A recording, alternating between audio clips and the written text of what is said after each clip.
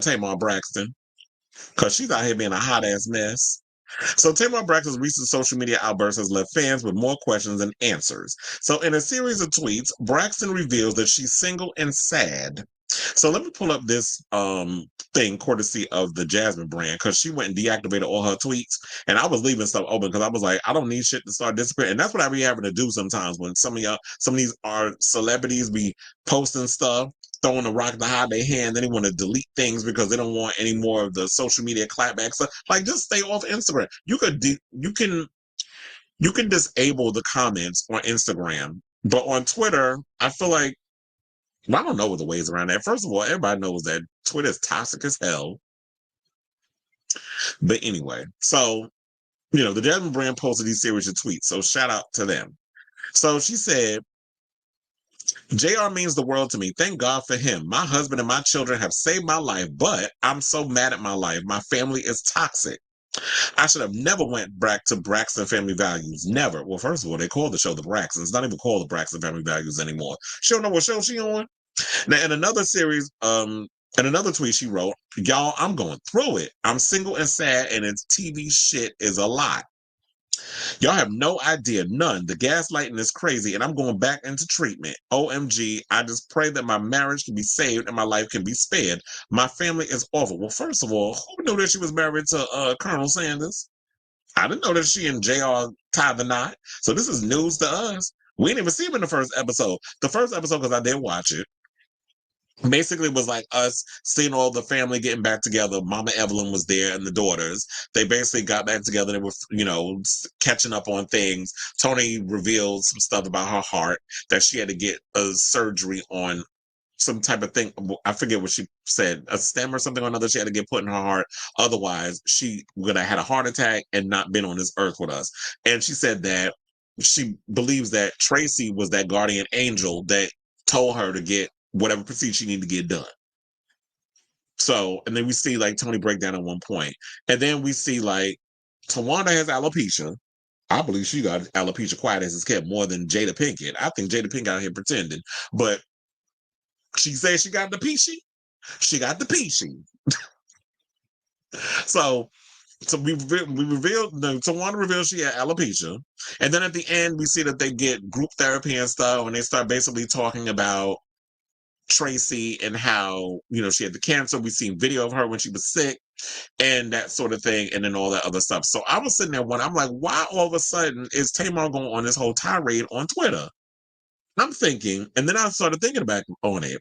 So back when they were doing Braxton Family Values, I think the fans were going in and saying like, oh, y'all all of a sudden now, because Tracy not here no more, now all of a sudden it's we miss her and it was this and it was that, when y'all would treat her like shit when she was alive. This is according to the fans. But my situation is this. Y'all don't necessarily know the extent of what people was going through behind the scenes of the show or when the cameras weren't rolling. So people are going to pretty much just draw their own conclusion and say things. She also went and said, I think it's funny when I post something negative, it goes viral. When I post something positive, no one pays attention. Y'all prove me right on what y'all want from me. Why can't I be healthy and healed? Y'all was waiting for my life to fall apart. At Jeremy Robinson, CEO, is and has been the most positive person in my life and my best friend and family. And y'all want me to say something bad about him so bad. But post my #1 singles and my new album with Tricky Stewart and bringing the network back from the dead. This is terrible. So this is what she's out here saying so far. So then, speaking of Tawanda, she shared a quote from her Instagram story suggesting that those who are the loudest often haven't evolved. So she posted, those who haven't evolved have the loudest mouth and the most to say. Wisdom and maturity is silent. And so for textile purposes, I want to show y'all that post which she put here. So that was what Tawanda posted about her sister. So now fans also took to social media air their grievances over Tamar's gaslighting. One person said, I think everyone is just sick of Tamar's pity party tweets, always craving attention. Girl, you 45 years old. Well, actually, she's 47 years old. Deal with your issues at home and no one social media. I don't know what that last part meant, but okay. Oh, I think it said, and not on social media. I think that's what they meant. Another person tweeted, Tamar is insufferable for real. Another person posted, no grown person at her big age, not her big age, child, should need this much attention. Bless her family. We exhausted. I know they are too. Another person posted, she's exhausted. And he don't even say anything in defense. Embarrassing, says, go to the studio. Well, here's the thing. Tamar is a grown ass woman. She has a mind of her own. Why does JR got to come out here and defend her with what's going on in social media? Now, if there's a requirement for him to do that, if she gives him the permission to be like, yeah, go ahead and say whatever, then he should. But Tamar is an adult. She can defend herself on social media for whatever the situation is. Now, another person, Mr. Ray, tweeted, Mama needs to figure out which strand of weed is her ministry and just relax. Y'all know Mr. Ray. I mean, he be in everybody comment. He be on the Jasmine brand. He be on Neighborhood Talk. Another person posted, she needs to decide what she needs more, peace or attention. Another person posted, I really like Tamar, but she needs to stay in therapy. It's constant work.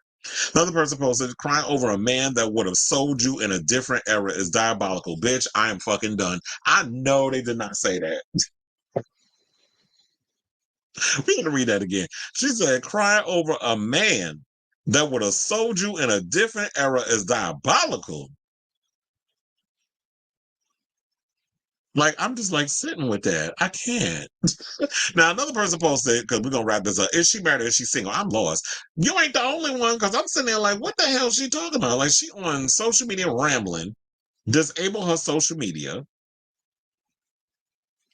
And I honestly have no idea if she married JR. When the fuck did that happen? We know y'all got engaged, I believe around Christmas Eve or day or around that time, sometime in December. I don't remember. I can't keep track of all these people and their engagements and things. So she talking about that's her husband. Okay, niece. But I am wondering, are you married or are you single? Child, somebody said her and Tyree should date. But I say, oh, listen, say, you know what?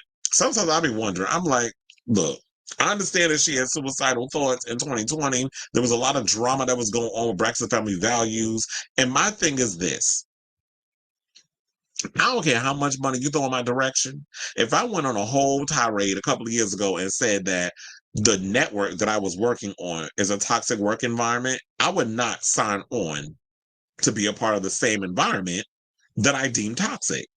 Why would I go back to WeTV if all these things that was going on behind the scenes affected my mental health? Because that's the thing you got to realize when you go on a lot of these reality shows. Now, here's the thing. The one thing I love about the Braxtons is the fact that they are the Kardashians with talent. That's what I always say. And I can't relate to none of them hoes out in Calabasas. But I can relate to a lot of the stuff that's going on with Braxton family values. So that's why I live for it. And the fact that they turn everything into a little song. Like they be having their moments, they cackle, they sing together. And then particularly one of my favorites they always do is Tamar's Always Late. How they sing that. That always is a cackle for me. But and then they have they back and forth bickering and cackle, they fight and all this other stuff. But that's what family does. And so I can relate to a lot of it in that way. And seeing a black family portrayed on TV, warts and all, is good. But at a certain point, Tamar says, you pushing 50. Like at some point, you got to be able to accept responsibility in the things you do as well, and not always try to make it seem like your family is toxic, they're a mess, this was a problem. But Colonel Sanders, or basically who he give is Leonardo DiCaprio in Django Unchained, is your Lord, your full savior, the man that you love and is keeping your mind right and all this other stuff. I saw the interview he gave with Carlos King. It was cute or whatever. But it was nothing to write home about. So, Tamar, it's no shade, but you are addicted. You like the attention. You like all the drama. You like when people keep their name in your mouth and all this other stuff. So, girl, at some point you got to be able to take responsibility for the things you do as well. I don't even know where all this is stemming from because I'm like, she was the least melodramatic or the least problematic on that first episode. The first episode wasn't really nothing crazy that was happening in the episode. It was basically like they all getting together and they were reminiscing about Tracy and they were eating and having, kiki and all those other stuff. So it wasn't really nothing too crazy that popped in the episode, unless there was 2 episodes and I missed another one. So I don't know. But I say all this to say, what do y'all think it is? Are y'all tired of Tamar shenanigans? I know it seemed like a lot of people on social media are. Or what did y'all even think of the first episode of the Braxton, the Braxtons? Because I was glad to see them back on TV, because I used to live for the Braxton Family Values. So I was relatively excited to see them back on my TV. And I watched the first episode yesterday, and it gave me my life. So let me know what y'all think of this story in the comments down below.